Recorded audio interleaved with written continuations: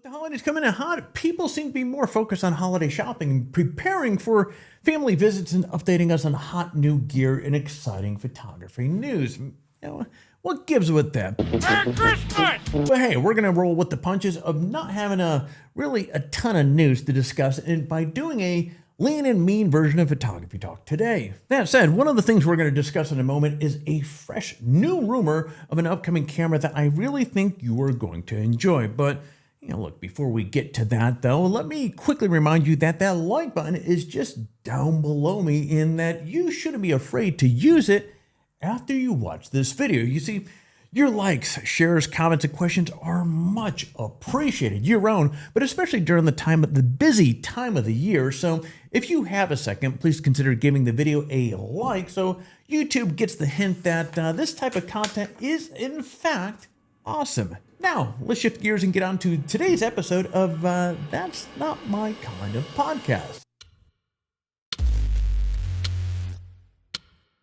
Now with the A9 III due to arrive next year, Sony has some housekeeping to do. Now, after all, the A9 III has the capabilities and features that don't exist in current Sony cameras. So it's really necessary to update its lenses so they're compatible with this new camera. Now, a good example of this is the 120 frames per second shooting speed that the A9 III has. Now, Sony's latest firmware updates for its lenses include most of the G Master range.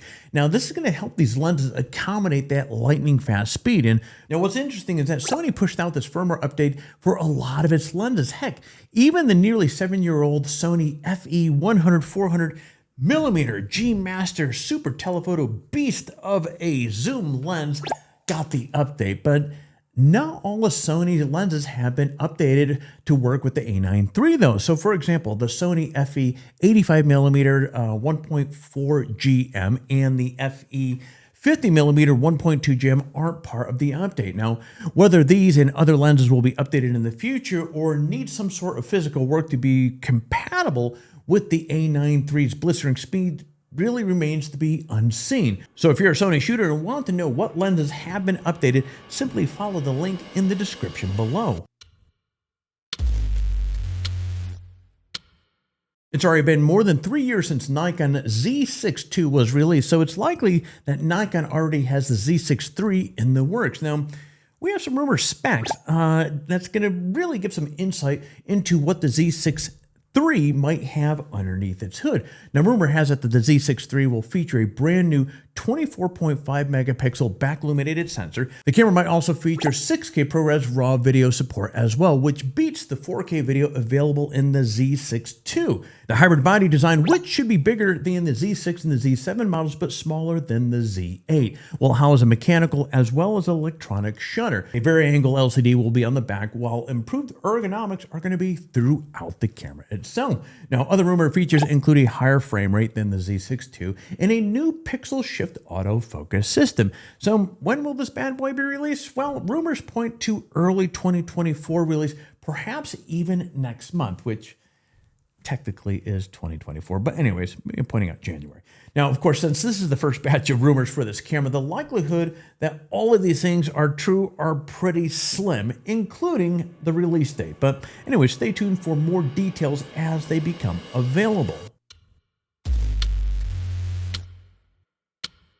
Now, I know we normally discuss 3 news items, but this time of the year, there just isn't a lot to chat about. So I'm going to leave you with this instead.